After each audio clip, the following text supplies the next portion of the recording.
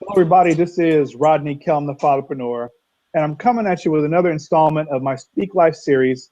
And tonight's guest has an amazing story. He's very inspirational. He's been at the forefront of this waving the dad banner before it was really even very popular. So, without further ado, I want to introduce tonight's guest, Hogan Hilling. Welcome, Hogan. How are you? Hey, Rodney, thanks for having me, man. I'm feeling real dadly right now, so I can't wait to do this interview. I really appreciate the wonderful work you're doing to try to erase the stigma and rebrand the image of fatherhood. Yeah, and we talked, before we did our interview on the phone, and I told him, when I started this journey of fatherpreneurship and encouraging and empowering fathers, I felt like I was yelling at a brick wall. And so he said, "Yeah, me too." And it's a bit of an uphill Yeah, battle. for But for a little longer than you have. right, once you dig in, you realize there's a lot, many, many, many other fathers that feel like you, have experiences like you, and want to hear what you have to say. So it's a pleasure to be able to provide interviews like this, content like this, to help other men, other fathers, other parents out there realize that they're not alone. Hogan has an amazing story. And before we get to the story that you may have seen on Oprah, maybe, we're going to talk about Hogan's background. So, Hogan, I know you're from California, my native state, but tell us a little bit about what it was like growing up for you in California, if that's where you grew up. Well, my life just in general is pretty unconventional. I'm Dutch Indonesian. I was born in Brazil. My mom and dad moved from Indonesia to Brazil.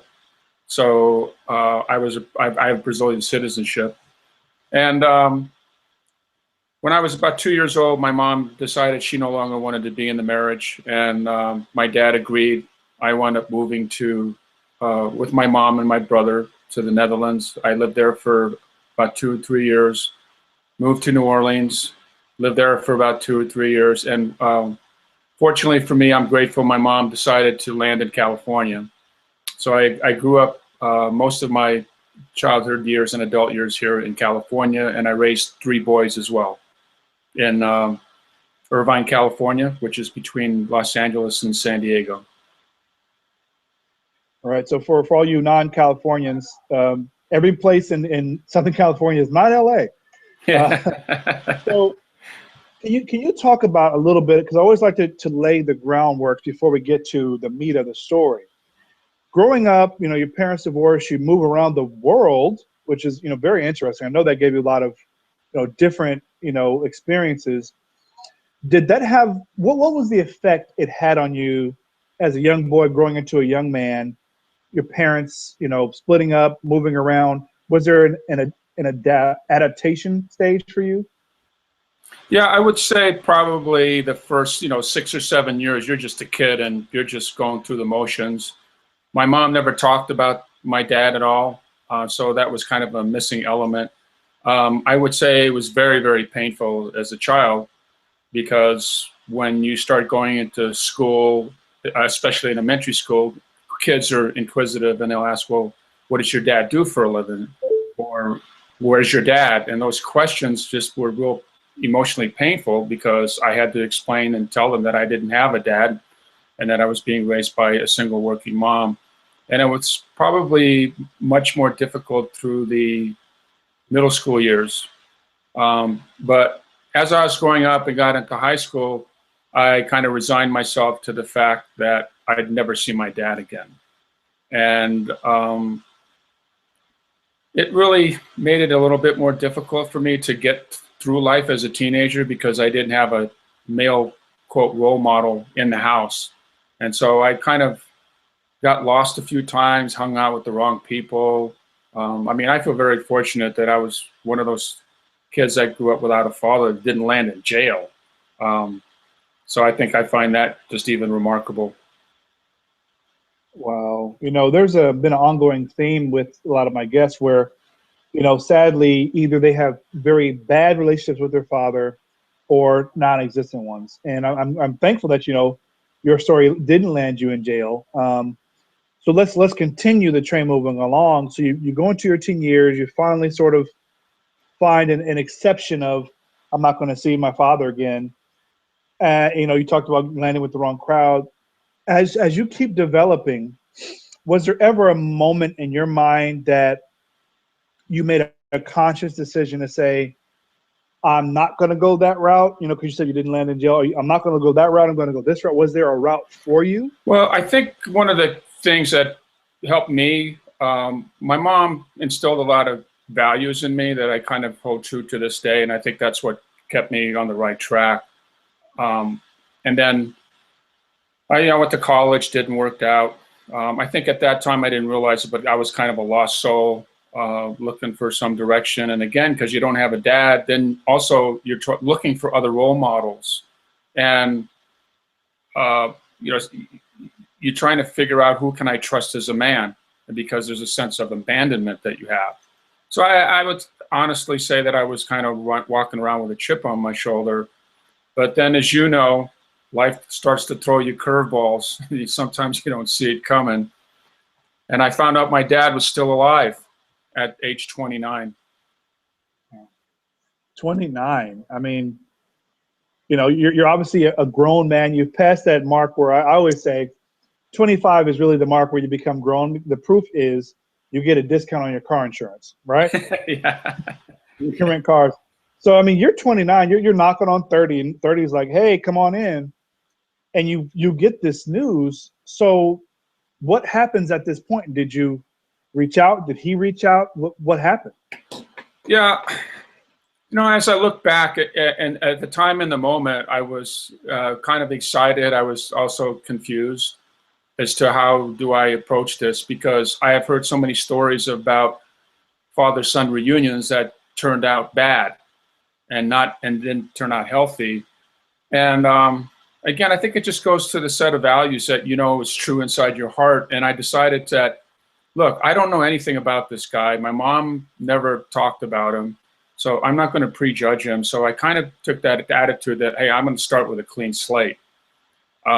And I took the attitude that, like, wow, how many guys who didn't have a father around get this opportunity to reconnect with their dad?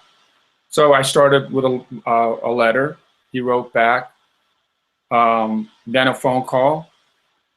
And again, he was still living in Brazil.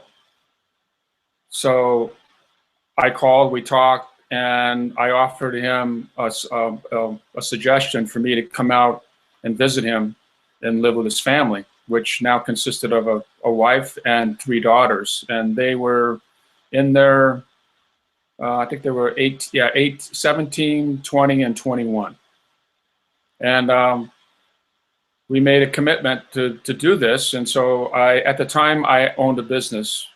And at that point, money didn't matter. I thought dropping the ball and an opportunity to meet my dad was much more valuable. It was priceless. I couldn't put a dollar on it. So I shut down the business, made a commitment to go down there.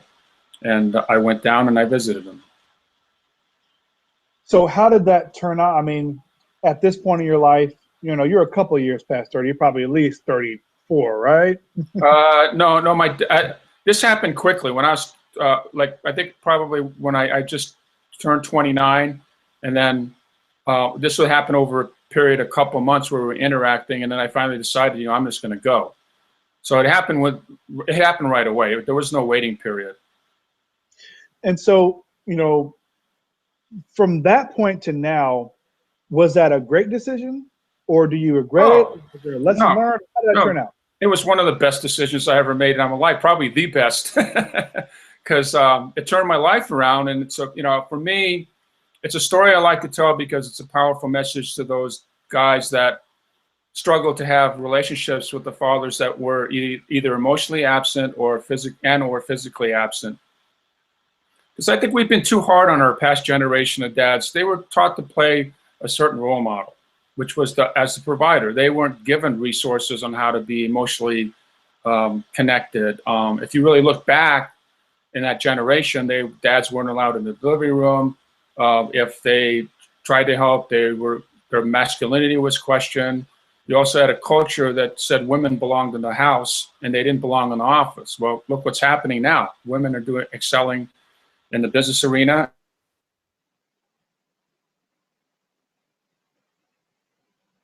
Or transition, I try to tell dads, look, you try to The reason I made amends with my dad wasn't for him, it was for me. I had to make peace with him, knowing that I did everything to learn more about who he was. And also, to my surprise, I was so elated that I was going to be connected with them that I didn't even think about, well, what am I going to say when I'm alone with them? I didn't think about, well, is he going to tell me his side of the story? When I have to say that the reason my connection with him worked so well is because his second wife was phenomenal. She embraced me like I was her own biological son, and so did my stepdaughters. I mean, from the moment I stepped off that plane, and yes, there was, they were all upset at my dad Hank because he didn't tell his second wife that he was married, let alone had kids. And he was in the doghouse for a while. But again, she was a remarkable human being because she understood the importance of connecting Hank and I together. And she just opened up her home. So it was a really easy transition for me because of the way my new family embraced me.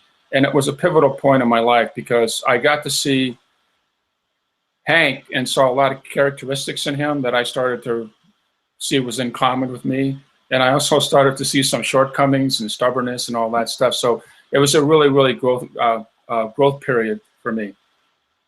So that's amazing, by the way. And I know a lot of people do not get that opportunity. So I'm glad that you got that opportunity, no matter how old you were. So tell us, how long of a period of your life was it back in Brazil? You're in California, so eventually you moved back to California at some point. But I want people to understand, like, that moment where you got to connect. You're in Brazil. You're like, this is my father. Was there a moment like the boy inside of you was like, hey, daddy? Like, what was that? Oh yeah, most definitely. In fact, the first 4 or 5 months, there wasn't really time that Hank and I had alone together because, one of the things I watched, I actually, I feel very fortunate because I got to be an observer of who Hank really was. And it gave me a really interesting perspective. As I was living there, I saw the pride in Hank and his role as a father. I saw how involved he was. Even though he was a working dad, he was really connected to his kids on a very, very deep emotional level. And I watched that, and every day I spent with him, I gained more and more respect. And, I began to idolize him and really honor him with the respect that he deserved as a father, even though he wasn't in my life. And about 5 months into the trip, he invited me to go to one of his work projects. He was a draftsman for a power company that's similar to Southern California Edison here in California, a huge company all over Brazil. So the project was out in the jungle, and like, you couldn't have scripted this. I'm like, when it happened to me, I'm going like, what, is this a scene in a movie? Is this really real? He's driving the car. We're literally in the jungle with banana trees all over, and I still remember the spot where he pulled over. It was a little dirt path with a little creek running through it, and he just started crying and kept apologizing, and then started telling his story. And I just sat there in awe, and I was just listening. And he began to share that he wrote letters to my mom and the family in the Netherlands, and they wouldn't allow him to have any contact. And you have to remember, back in those days, divorce was not widely accepted. And when there was divorce, there was a lot of finger pointing at the guy. And a lot of families would put up this barrier and not allow dads to have contact. And now he's in Brazil, and I'm in Holland with my brother, and there's that long distance issue. And so he kept telling me how hard he tried. And then he asked me to forgive him. And I said, there's nothing to forgive. You didn't do anything wrong. And I started to realize, he was in some unfortunate circumstances, and he did his best. And then and then all of a sudden it hit me. I started thinking about how painful it was growing up without a dad. And then I began to realize he missed me more than I missed him. Wow. What you're just starting to describe is, there were limitations based on the paradigms and belief of that time that cost you 29 years away from your father, basically. And so, I'm so glad that you got to have this opportunity. And I really appreciate you sharing that moment, because what you shared was a father's heart. And I know there's a lot of fathers out there that are out of their children's life, not because they're just a Mr. Bad Guy, but because of circumstances like you're saying, the family, the mother is keeping him out, or, the father out. So I'm glad that your story with your father happens to be one of the better ones, at least on the ending part. So, well, let me just add one more thing. I mean, the paradigm that you describe, unfortunately, still exists to some degree. The most valuable lesson I learned at that moment too was a couple of days later, in terms of, because at the time I was single and I was not in any relationship. I kind of thought I'd never get married or have kids. And I just decided to make a pact. And I said, if I ever become a dad, I will always be involved with my kids and never have my kids be raised without an involved, active dad. And then I said to myself, I'm going to be involved for selfish reasons, because I never, ever, ever, ever want to feel the pain that my father Hank went through. Well, you heard it here on fatherpreneurship.com. Be a selfish father. Be selfish about your father. Now, I completely understand that, and resonates with me. So, how long were you in Brazil, and when did you make your return to California? I was there for 6 months, and then I returned to California. I felt like a new person. I mean, my confidence level was much higher. I was able to start my business all over again. I was definitely a different person. And then I wind up, it wasn't until, 3 or 4 years later, I got married. And then I had a child in the first year of our marriage. So now it's almost like you graduated from the pain, and now you moved forward into your own, married life and becoming a dad. You made that promise, you made that pact. You said, I'm going to be there. I'm going to be there for selfish reasons, which is a good thing in my opinion. What was it like when that baby, was put into your arms for the first time? What rushed through your head? Oh, I was so scared and didn't lack the confidence. And I wrote about this in my first book. I became a father because my wife wanted to be a mother. I didn't want to be a father. I didn't know if I could pull it off. I was just scared. I was kind of ambivalent, I think, because again, I had just gone through this transition of meeting my dad, rebuilding my life, and all of a sudden I wound up getting married. And my wife at the time was 5 years older than I was. And so I felt kind of pressured, okay, I'll have the kid. And I would probably say I stumbled a lot in the beginning. It took about a year for me to realize, oh, wow, this is really something I could fall in love with. And I've talked to many fathers who have felt the same way that I have. It's like they were unsure about being a dad. They really don't want to, and they lack confidence in the fear. But those same dads that I talk to go like, wow, this is amazing. I'm so glad that I did this. Wow. What you're talking about is really helping to dive into the mindset of a man. You're being honest, and it's important, that we do this, because there are other people who feel like you felt. Like, you didn't go looking to become this, father of a child, but here you are, and you're realizing the rewards, the internal rewards that it has. So baby number one, I believe you have more than one. I think you have 3 children, correct? Yeah, I have 3 boys. And I mean, right after I started realizing how much fun I was having with my oldest, Grant, I just treated him like he was a toy. I mean, it sounds weird, but I mean, it was like this new toy, and I was like a little kid, and you got this little Christmas present on the tree, and all you want to do is play with it all the time. That's something that mothers will never understand, how much fun we can have with our sons. We play with them a lot differently than mothers play with their children, but it's true, moms, we love to play with our kids. Yeah. So baby number one comes along, and you're married, you're a father. And how long was it until baby number 2 comes along? about 18 months, and my wife and I were both working two jobs working at the time, so we were a two-income family. And then when child number two came along, that was another huge curveball that life threw at me. And you know, reflecting on that, it's just weird how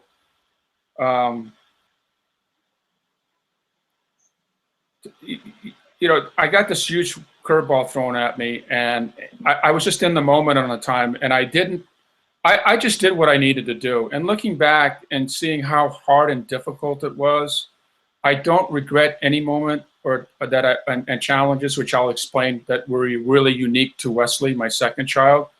But I think it's a testament to our culture, especially to moms and even to dads, that dads do have the same heartfelt connection and nurturing instincts that women do at the same level. The only difference between the two is that, in my opinion, moms get a 9-month head start because the baby is inside them, so they have that automatic emotional attachment.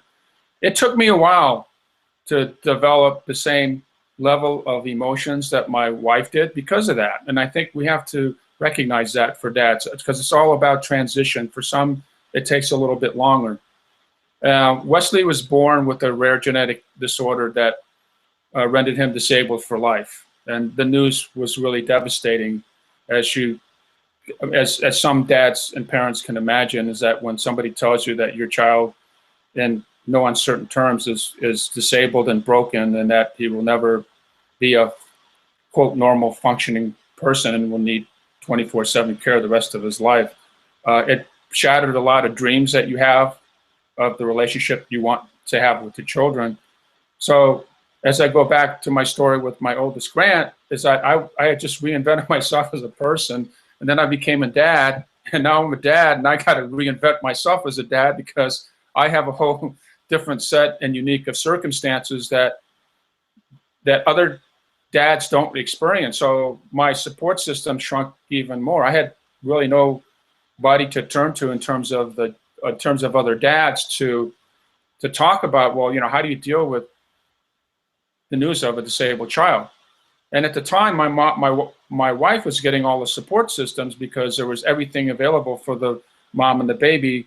You know, similar to just even in the mainstream, there weren't that many resources. Now you're a father of a child with special needs, and you feel even more isolated, and there's even less resources and support systems for you. The things that you ran through about 3 different things that I know you've written books about it, but you can write more books about. You talked about some very important in-depth things I want to dig into a little bit. And let's talk about the dynamic. You know, it's always a change going from 1 to 2 children. I'm a father of 2, which I understand. There's a dynamic because you talked about, you had 2 incomes. You know, child number 2 with special needs comes in. Now you're reinventing yourself as a dad. And you really hit the nail on the head when you said moms have a 9-month head start with this emotional connection.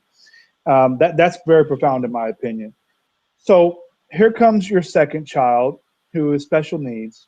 And this, you talk about this a little bit more. I saw this when you were on Oprah back in, I think, 1991. I told you before, but it raised the hairs on my arms and the back of my neck because, you know, what your emotions and your truth are really pouring out. You get the news you have a special needs child. Now, the whole dynamic of your family's changed. Did you have to stop working? What did your older child have to endure? What were all those things like moving into a father of 2 and a special needs child? Yeah, well, first of all, the pressure was on me because, as I told you earlier in the conversation, I made a pact. You know, I wasn't gonna abandon Wesley just because our society perceived him as being less than normal, and you know, everybody was painting this picture of how horrible life would be with a special needs child. And I've always been that person that sees not only the glass half full, I'm pouring more water in it to keep filling the damn glass. So, you know, some people think I'm crazy, but I've always been that way. And so you're absolutely right. I mean, we were both working.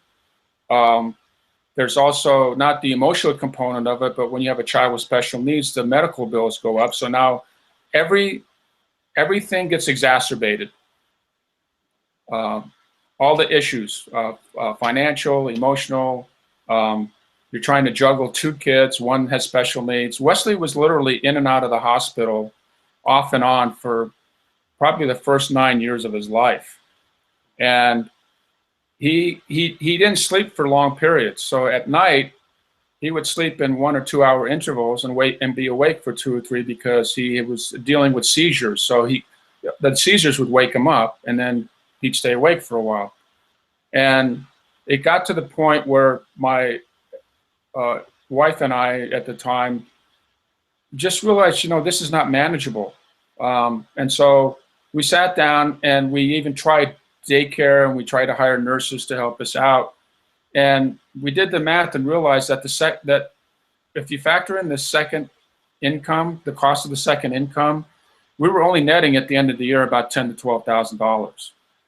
And our income was hers was like maybe about 20 or 30 grand more. And it made more sense for her to continue working and me to stay home. And she also had the health benefits, and I didn't because I was an independent contractor. And she honestly said that she just wasn't the type of woman or mom that wants to stay home. And, I got to give a lot of credit to her for that, because there are a lot of moms I know who would rather be working, and she was kind of had that A personality. And I thought, you know what? Okay, I'll give it a shot.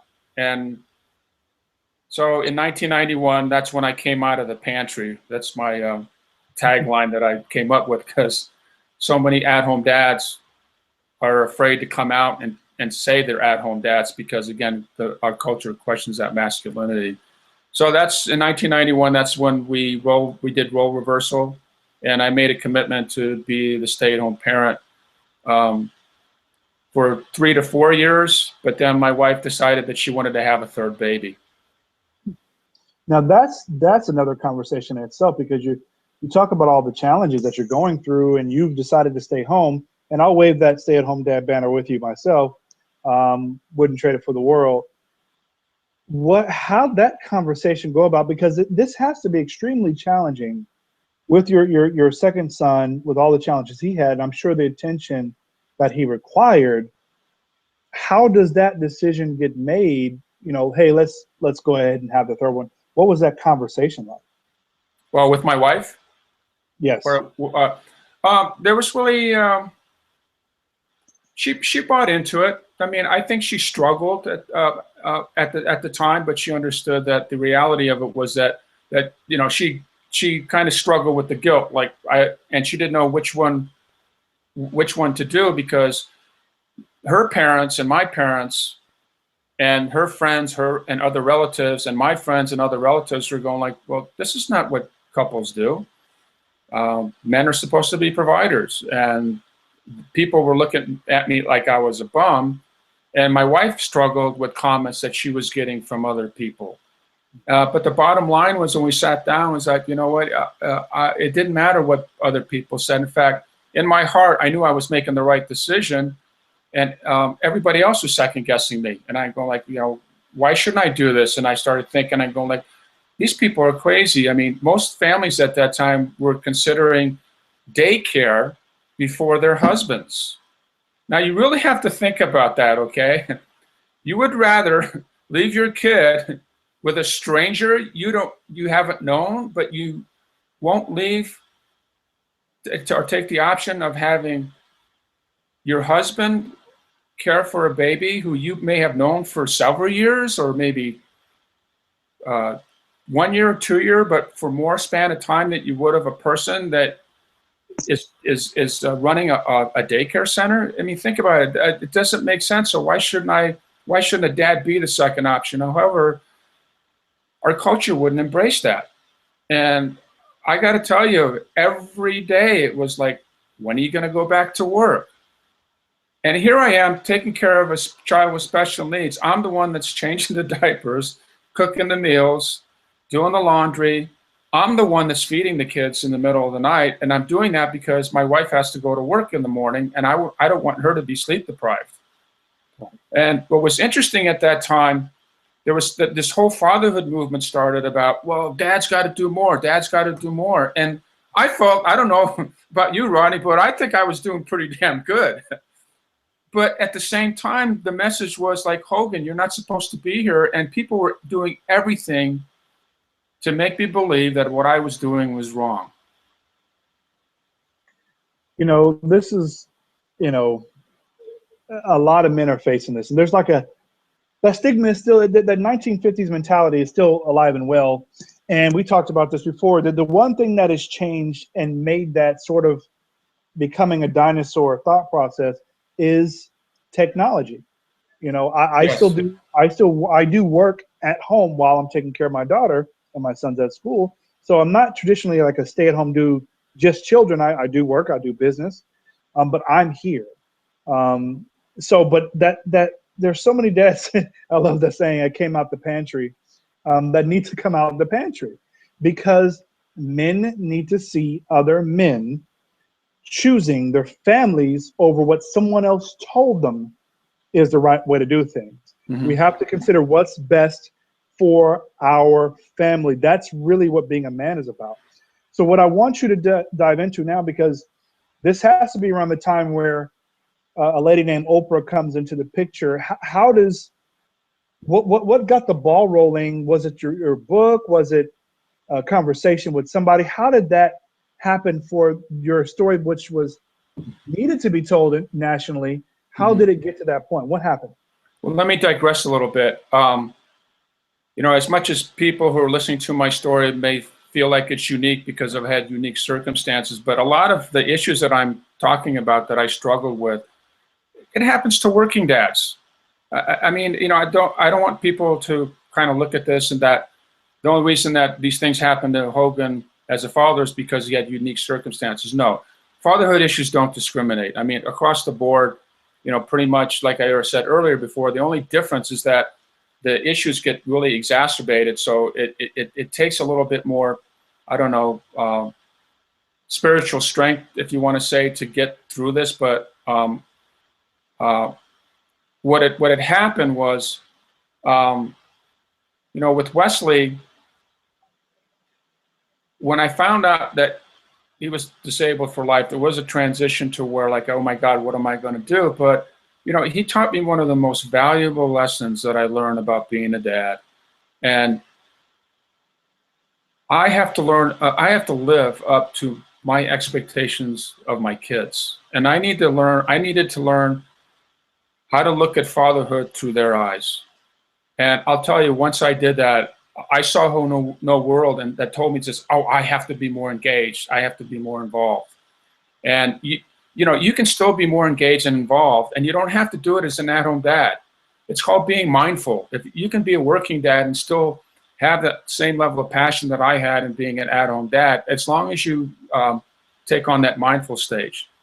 And so what happened was, as I was staying home, just like any stay-at-home mom at the time, is I juggled taking care of my kids and getting involved in PTA, elementary school. I actually started what I believe was one of the first dads clubs in the United States in Irvine, California.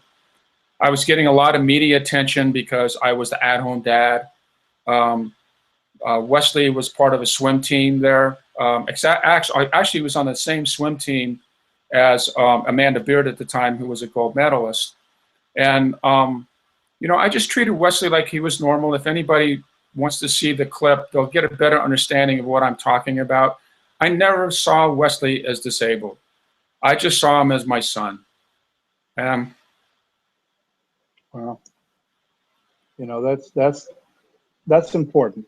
That's. So anyway, yeah, I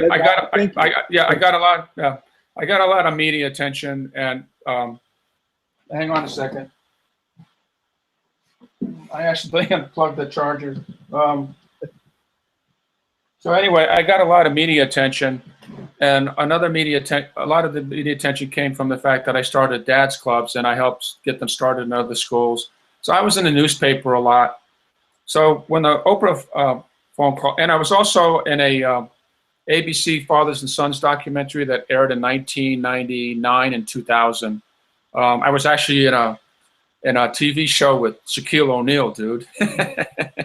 So anyway, I did that video. I mean, I did that documentary. I was invited to be part of that, and it aired on ABC. And I got a phone call on I think it was a Tuesday, and of course on the other line this says, we're producers from Oprah, and I said, you got to be bagging me. What's Oprah doing calling me? And so she said she was serious, and I took her seriously because, you know, she sounded really professional, and she started to explain how she got a hold of me, and she said basically, you know, they did an internet search and my name, they put At Home Dad, and my name kept coming up. This was in 2001.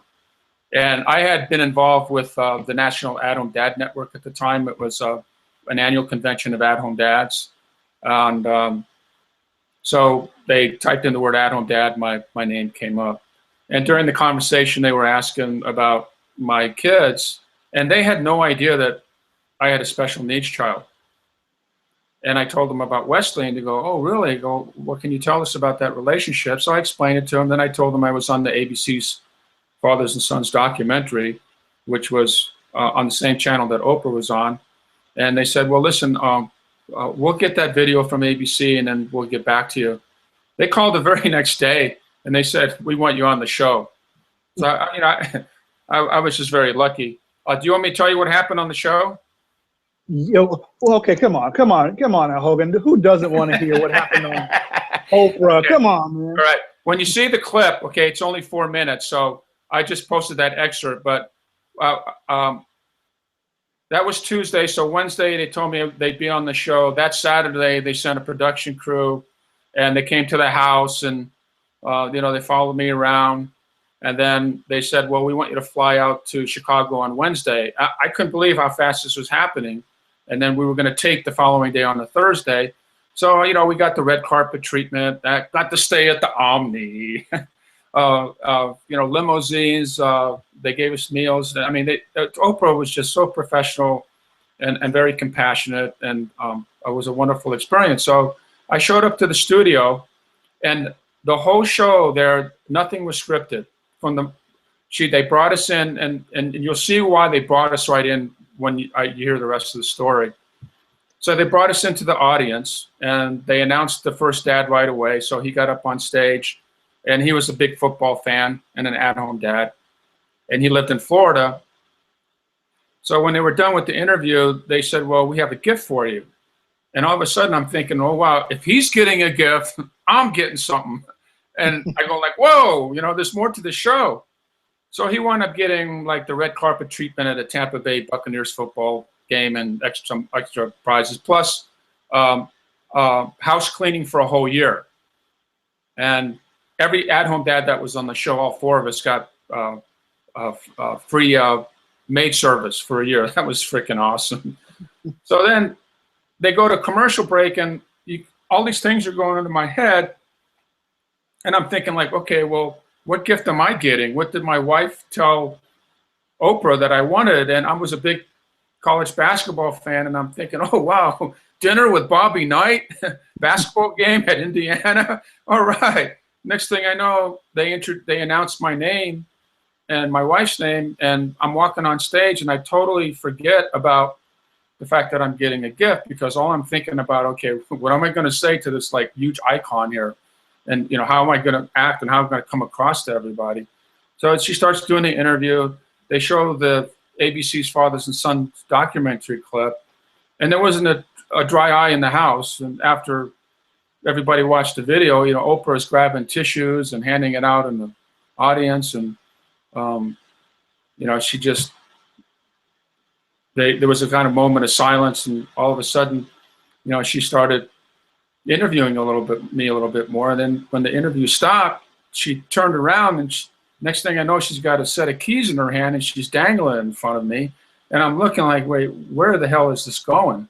And she says, we talked to Daimler Chrysler, and we got you a van with a wheelchair lift in it. Wow. And next thing you know, on a big the TV screen comes up, and she's showing it, and you can see the wheelchair lift automatically coming down. And at the time, we only had one car. We were surviving on one income, a teacher's salary, and we only had one car, and it was a van. And I would have to take Wesley out of the wheelchair, put him in a seat, take the wheelchair out, lift up the back, put it in. So this was a huge boost for me. And then she says, and the van is right there, and she points the finger, and it's across the stage. And I'm like in shock. I can't move. And I hear, I look at Oprah, I look at the van, I go back to Oprah, and I go and give her a big hug. And then I turn around and trying to figure out where the heck I'm supposed to go next. And I hear her staff yelling, "Walk to the van, walk to the van." So I start walking to the van, and they go, "Open the door, open the door." And they're going, "Turn the engine on." And then I started getting into the moment. Then I started honking the horn and, you know, getting all excited and everything.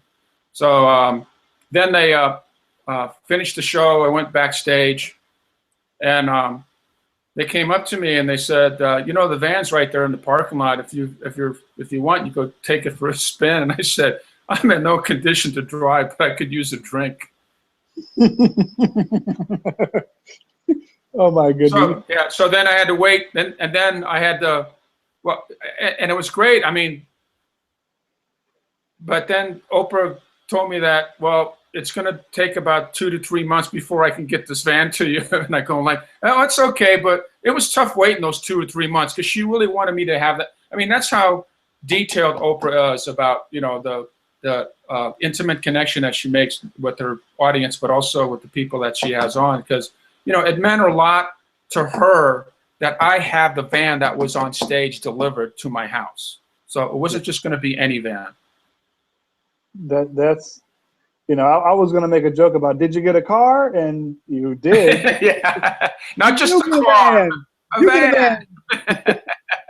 You know, and then when I got home, I got a personalized license plate, and it said, "Oh, gift," you know, and to thank her and to let people know that, you know, this is something special that was done for me by a very, very special person. And that was before I wrote my book. So that was in 2001. so now, I mean, you reached the mountaintop. You were on Oprah. I mean, you know, what's even the president can't really touch being on Oprah. Oh, when I came home, it was, I came home and like women wanted to touch me. You were on Oprah. Can I? Yeah. I had people hugging me. I mean, I was getting a lot of love, man. It was cool. So what you know, for me, that had to have been, in my opinion, it seems like it would have been a very pivotal moment in what you were doing in championing stay-at-home dad causes and fatherhood causes. Now it's on Oprah, so it's like boom. So I mean, after this, did you see a shift in? Well, obviously, people, you know, you're on Oprah, so people love you, they want to touch you, hug you, and be around you. But did you start to see more of an embrace? Did you start to see more dad groups and PTO engagement happen after this show? Actually, that was the most surprising thing, is that it was a very short honeymoon.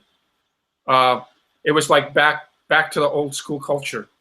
I was starting, people, you know, there was much love about what was given to me, but then it went back to that old behavior. "Oh, when are you going back to work? Why are you involved in the PTA? I mean, this is a place for moms." I mean, I was actually on the school grounds one time, and a little kid came up to me, you know, and these stories that I tell you, every one of these stories is what drives me to continue to not only advocate for fatherhood, but really motivate other men to also become fatherhood advocates. Because, you know, one of the things men have to realize is this, is that when you become a father, whether you like it or not, you become a role model and advocate for fatherhood. And that's a huge responsibility to take on. But, you know, I decided to take that on. So I'm walking in the playground, and this student comes over and says, "Oh, Mr. Hilling, what are you doing here?" And I said, "Well, I'm here to volunteer and help out." And this is how deeply ingrained this is into our young children, into children at a young age. The boy said, "Well, Mr. Hilling, I thought only moms helped out here." Wow. That's true. That's true. I mean, You know, I'm losing you on your audio. I don't know if it's my. Oh, am I clear? hang on a second. Can you hear me? I can hear you loud and clear. Hang on a second. Let me try one. Go ahead. Can you talk? Oh, hold on. There we go. Oh, yeah. Okay, I can hear you now. So, I mean, you pointed out something with gender roles and stuff like that is really ingrained around preschool, where you're playing house and their dolls and their toys really tell them who does what. So, I want you to tell people about your first book. I mean, you said it was a short honeymoon. You get back, here you are facing the same roles and rules and attitudes that really fuel you. What prompted you to say, "Hey, this is book number one. I'm writing it, and here's what it's about"? Well, when I decided to stay home, what I was hearing from other parents was like, "Are you nuts? Why are you staying home with kids that act up all the time with behavior issues, blah blah blah?" And I was thinking to myself, I'm going like, I love what I do. Why are you making me feel like this is the most horrible job in the world? And my wife actually, Christmas present in 1991. Well, Wesley was born in 1989. So in 1991, I decided to be an at-home dad in January. And that Christmas, I believe my wife gave me a journal, like a calendar. And I started writing. I made a commitment to write something in the calendar that I learned from my kids or something funny they did.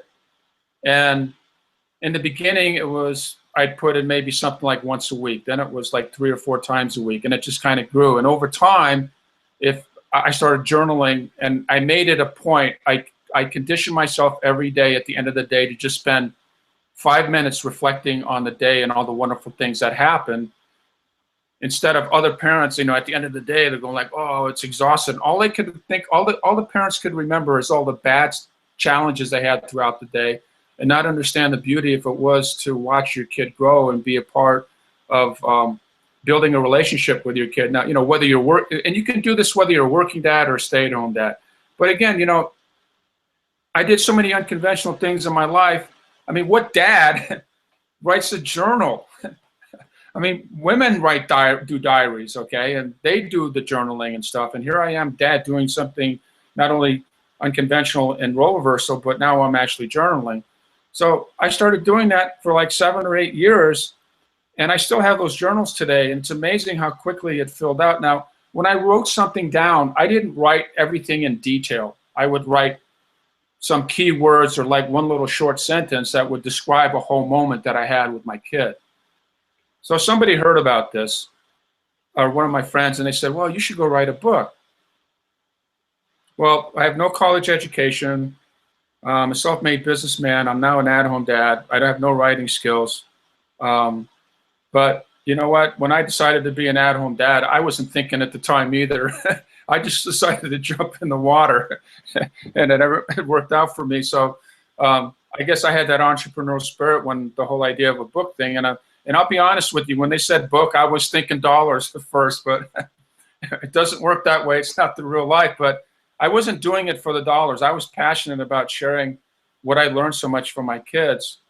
So it took that book. It took about 4 years from the time that I conceived the book to like finding an agent, editing, finding a publisher. It took 4 to 5 years. And I actually started that book project before Oprah in 2001. I actually think it was like 1997, 98. And then in 2002, that's when my first book was published. And it was titled The Man Who Would Be Dad. And it was a vignette of stories that I had picked out from the 8 journals that I wrote. So book number 1 comes out, and you delved into something that I'm guessing weren't a lot of men talking about what you're talking about the way you talked about it. I mean, there's parenting books and stuff like that, but not from your perspective, which is a very necessary perspective. And did this really get the ball rolling? Because I know where you're at now, what's coming up, in the next few months, which I believe and I fully support and believe in and fully support. Did that make the ball roll? Did it get you to become like a speaker on a circuit? Well, What did that lead to? Well, you know, there was a lot of overlapping going on, and if, I don't want to confuse your audience too much, but we need to digress a little bit too. And also, when I decided to write a book, I got the same response that I got when I wanted to do the role reversal. You know, it's amazing how many people are so negative. They were telling me, well, you know, how could you even think about writing a book? Well, what, 8 books later? Hello, everybody, for those people who didn't think I could do this. No, what happened was between 1995 and 2002, I was involved in PTA. I was also doing volunteer work, you know, just like many moms do. But my volunteer work was directed towards doing expectant dads classes at hospitals. And in some cases, I volunteered to do the work. In other cases, I was being paid. So I was being a dad and also helping other dads, new dads, become first-time dads and helping them go through transition. And in the beginning, you know, I thought, oh, wow, this is a great gig. And I get an opportunity to share my experiences. What I didn't realize was how much I was learning from the other dads.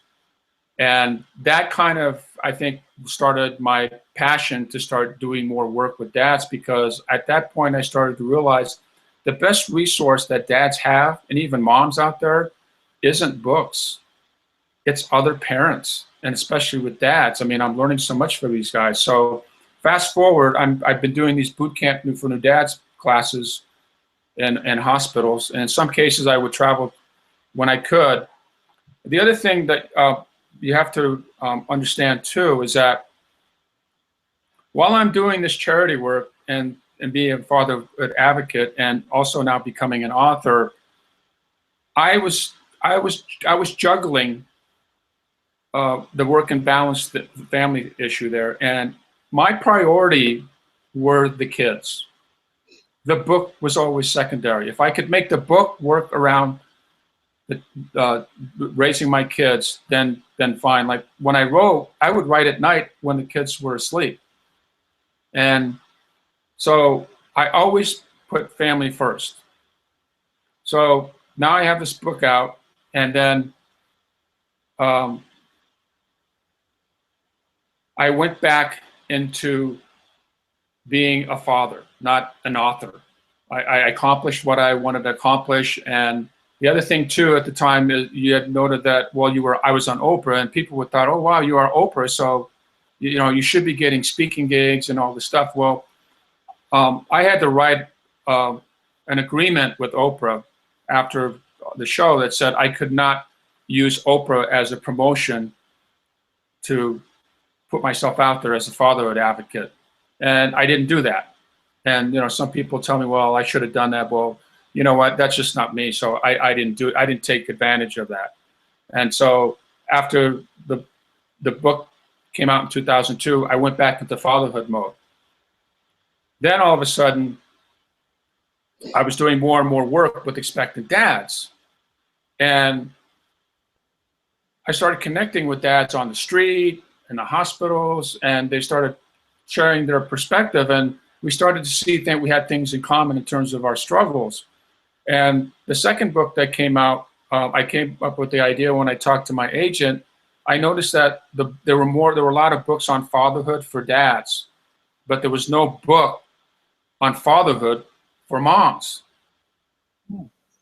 And when you think about this, you know, guys are asked to go to expectant dads classes and sit there for hours and hours and hours on end, and the moms expect dads to read books on what it's like to be a mother. And I did some research on this, and I actually did an exercise in a workshop with moms. Moms don't make time to read books on what a dad goes through, because that's not how our culture works. So I thought, okay, well, I'll put this book out. Well, the book out did relatively well, and I'll tell you a little bit more about how that book actually launched a second edition that actually did really well. And this book, these books are still out later. Are still book out. These books are still available now. And that book came out. That book came out in 2007. So there was a 5-year gap between the first book and the second book. So you published through a traditional publisher, and not self-publishing? Well, no. Back then they didn't have that. They didn't have the kind of things that you guys have available now.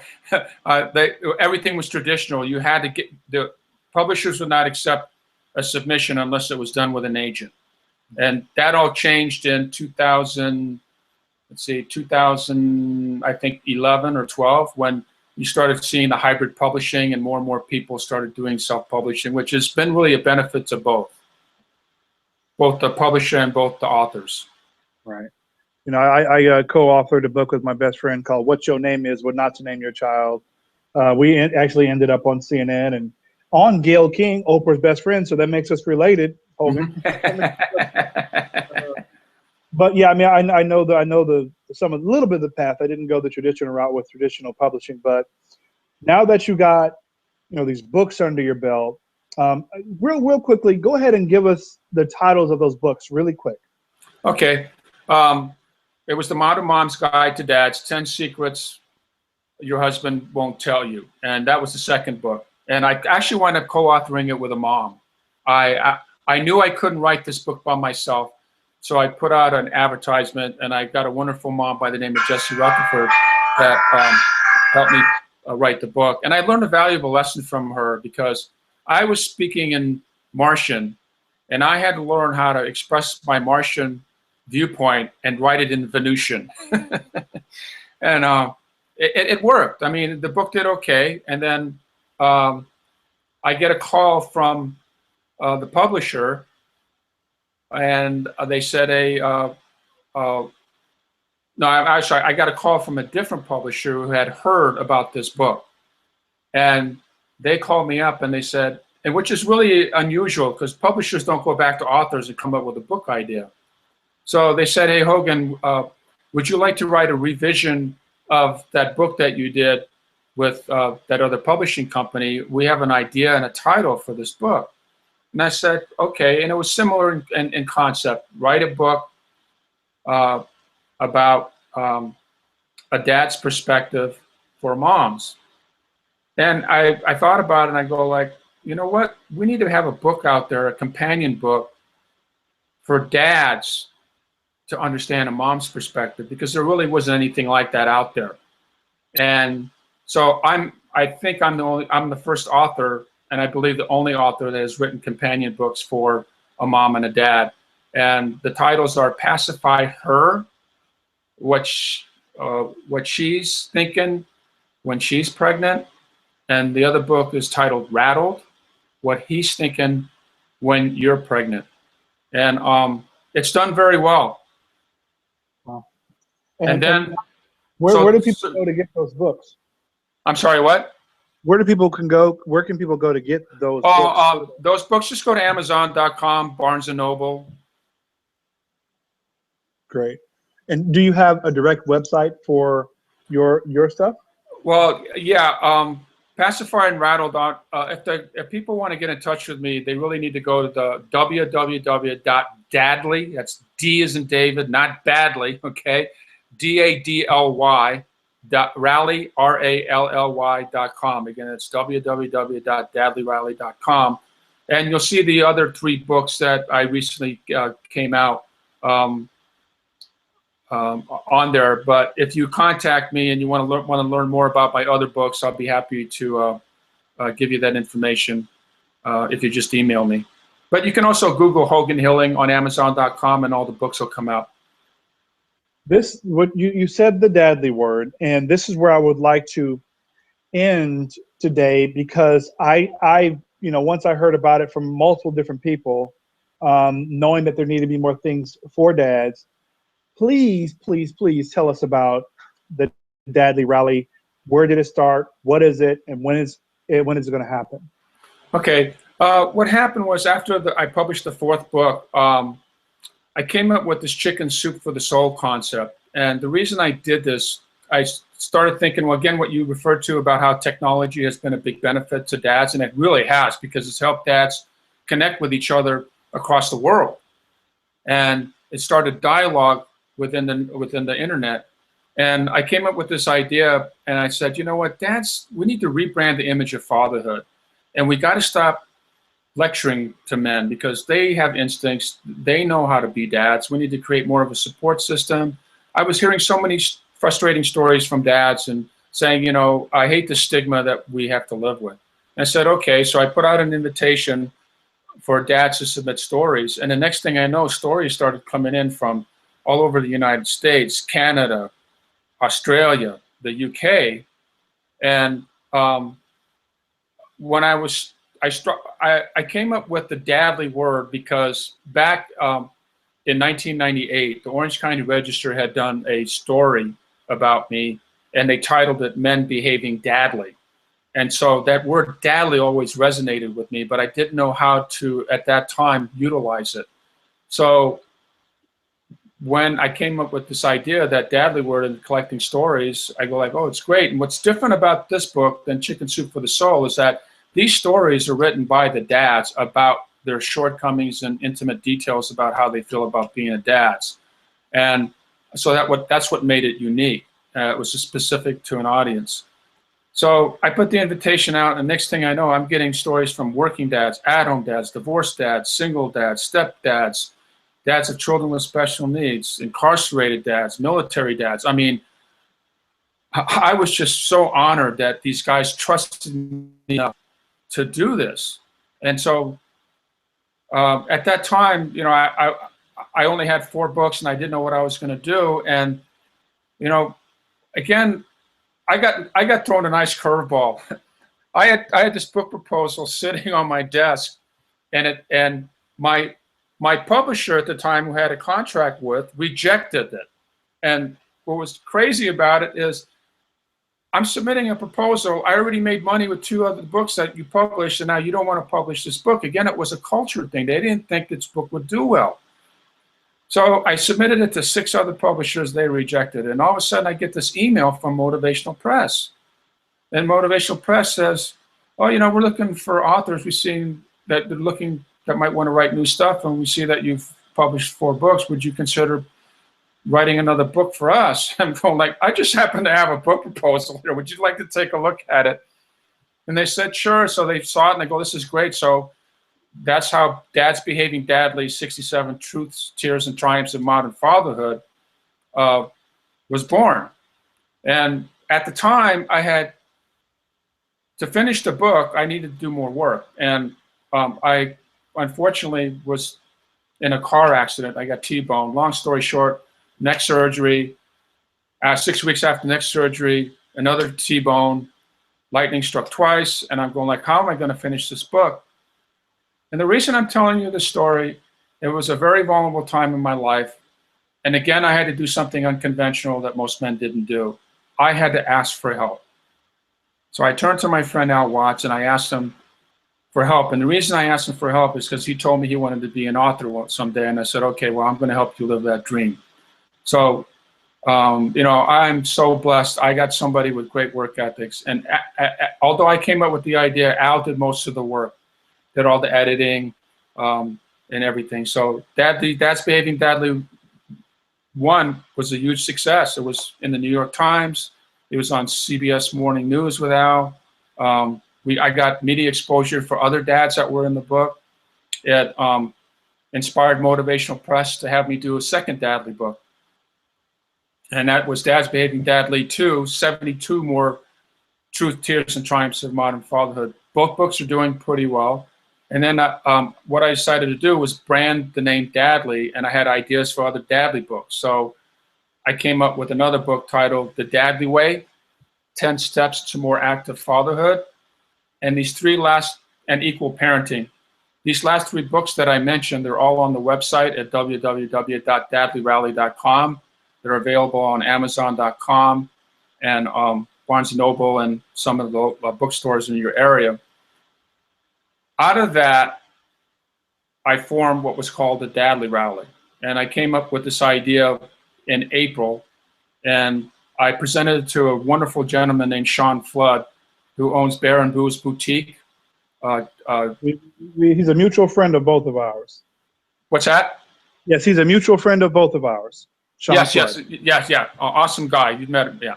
So, you know, I talked to him, and he said, you know, Hogan, we need to do this, and he made a commitment to me, and again, you know, here I am reaching out for help, and the one lesson I have to tell dads real quickly is that, look, you know, people want to help, but they don't know how to help if you don't tell them what you need. And you know, I told Sean, you know, what I needed, and he said, Hogan, we're going to make this thing happen. So the next thing I know, I get hooked up with Jay Forte, who lives in Florida, another dad. And, you know, we're just having a conversation. He goes, oh, wow, I got to make this thing happen. So that was in April.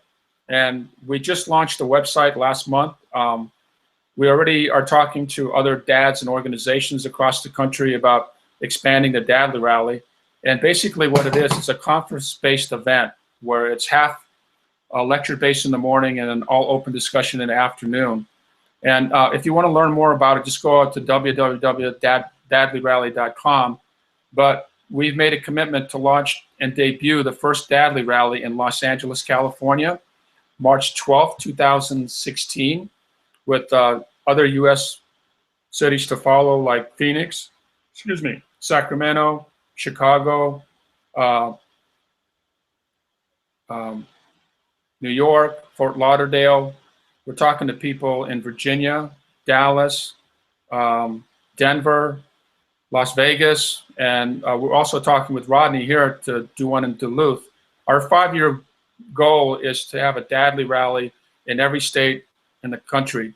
And what's unique about these Dadly Rallies is that it's not a once a year event like some of these organizations, and those fatherhood conferences, annual ones, are needed. But the way we looked at it is, what happens those 364 days in between those annual conferences? And you know, there's some dads that can't afford the $1,000 it takes and the 3 or 4 days off to go fly to a convention in Washington, D.C. or one in Chicago. So why not take that concept and put it in all the major cities, so that dads who want to take advantage of this and get together and learn from not only parenting experts, but also from other dads, more opportunities to do that. So for example, we want this to be like multiple events. If we can make it happen, is at least 4 times a year, because you know, some dad may not be able to make the event in January, but maybe in March or maybe in June or September. So it's also an all-inclusive event. We don't exclude anybody. For example, there are, like, the National At-Home Dad Network has their own at-home dad convention for at-home dads. And we hope to feed into them because they're going to be at-home dads at our convention. But, you know, we encourage divorced dads to come, dads of children with special needs, gay dads. Well, like I said before, fatherhood issues don't discriminate. So we'd really appreciate, one of the other things too is that we've got a huge support from the moms. Allie LaPrette, who's a radio show host in LA, she's going to be one of our keynote speakers. She's on board. We just verbally inked a dad comedian and a mom comedian to entertain us at the end of the event. So, you know, the event is inspirational, it's educational, but it's also going to be fun and exciting. And so, you know, please visit the website. We'd love your feedback. For those dads that are out there or parents that are out there, we are also setting up a partnership program, kind of an affiliate. If you want to host a Dadly Rally in your city, just contact me and I'll give you all the details. And if you will become a Dadly Rally partner, we'd love to have you join us, because we can't do this alone. So right now I am typing out the website, and Hogan at hoganhealing.com. Tell me if this looks right on the screen. Yeah, that's correct. And I just want to share one other important note is that although this event is about dads, we're also working with some people now to host mom rallies. So we're going to have mom rallies because we feel that dads have their issues. They need to talk about the other dads. So likewise with moms. And then we're going to do a parents rally where we bring both moms and dads together so that we can, you know, bridge that gap that really exists in our culture, not only between moms and dads, but men and women. And then we're also setting up to do teenager rallies. That's another population that, you know, we feel needs to be motivated. And also we're going to do senior rallies. So it's really bigger than the Dadly rally, but the reason we're starting with dads is because, you know, we just feel it's an important population right now. And so we're going to use that template to help inspire other people to be the best they can be, whether they're a mom or a teenager or whatever. So this really is about also strengthening and unifying the parenting community. I'll just leave on this last note. And it's unfortunate that there are mommy wars going on out there, daddy wars, and there are mommy and daddy wars going out there. And I really want to impart to people is that, you know what, it's not our kids that need to change our behavior. It's we as adults, because our kids are watching what we are doing. It is time to start a parent revolution. And let's get out there and learn how to communicate and inspire and work together with each other to make healthier, happier families, not for us, but for the next generation. Well, again, this has been an amazing interview on fatherpreneurship.com. Right, you can see in the graphic www.dadlyrally.com, and to get information directly from Hogan or to reach out to him about his books and the things that he does, which I highly recommend that you do as soon as you finish watching this interview, is email him, go to the website hogan@hoganhealing.com. Hopefully I spelled that right. You know, and I really appreciate Hogan telling his story, talking about, you know, being a father and a father with a child with special needs. Really all the different angles he touched on tonight. I hope and pray that this really helps somebody tonight, bless somebody tonight, to let them know that they are not the only ones going through the issues that they're going through. And as I end every episode, I say, thank you for your most valuable commodity on earth, which is your time, because once you give it away, you'll never get it back. God bless you. Hogan. No, thanks a lot, Roddy. I want to thank you for everything you're doing. Much love to you and everybody out there, and to all the wonderful dads out there. Keep on daddy, and man, and keep smiling. You know, you gotta love Hogan, man. He's got a real California look. We were two California guys. We connect on the California thing. And so this is my last thank you, my good night for tonight. If you're whatever time you're watching it, good morning, good afternoon, good night, and see you on the next episode of Purpose-Driven Content on fatherpreneurship.com. Bye-bye.